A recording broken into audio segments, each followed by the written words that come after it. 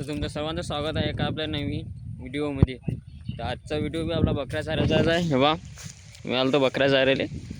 आमच्या इकडं आता वातावरण 2-3 दिवस झालं तर पाण्याचं वातावरण राहू राहिलं. त्याच्यामुळे बा लोकांना आमच्या कुट्टेचे गंज जे आहेत मक्कीच्या कुट्टीचे हे गंज झाकून ठेवले. हे बा सगळ्या काकाचाही गंज आहे, ह्या काकाने झाकून ठेवला. आणि मी अडसा काही आवरात आलो बकऱ्या चारायला. हे बा रात्री आपले आमच्या इकडे पाणी पडलं होतं. हे बा या पळमावर हे पाणी थांबेल आहे म्हणून त्याची ना कुट्टीने झाकून ठेवली.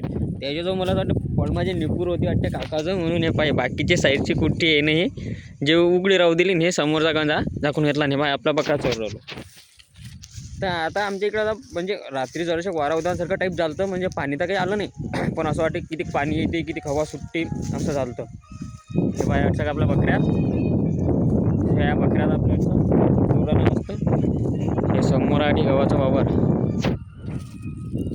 याच्या गव्हाचा वावर आहे की नाही, हिच्यात मीनं गहू पेरला होता. म्हणजे काकाजवळ मी ठोक्यानं घेतलं तर पेरायसाठी. हिच्यात मीनं गहू पेरला होता. मग त्यात 18 पोते गहू झाला होता. 1.5 एकर वावर आहे ते, काही लय नाही. ते जे समोरचं दिसते ते आपलं आहे मक्याचं वावर. ते नीम गिम ते सर्व ते आपलं वावर आहे, ते दुसऱ्याचं वावर. आणि मी चारवलं वर्षा मस्त बकऱ्या. हे बघा किती या वावरामध्ये म्हणजे नांगरटी चालू करेल आहे पुढं वावर. मला मोबाईल इतका खतरनाक नाही की असं HD क्वालिटीमध्ये त्याला व्हिडिओ दिसते, पण जसे दिसतात तसे ब्लॉग माझे चांगले निघतात. आता मला घेणं एक नवीन मोबाईल, तर तुम्ही कमेंट करून सांगा की मी कोणता मोबाईल घेऊ आणि कोणता नाही. हे बघा कसं आहे वातावरण मस्त ना आपलं. ते बघा बकऱ्या डबल तिकडे गेल्या आपलं बकरे जो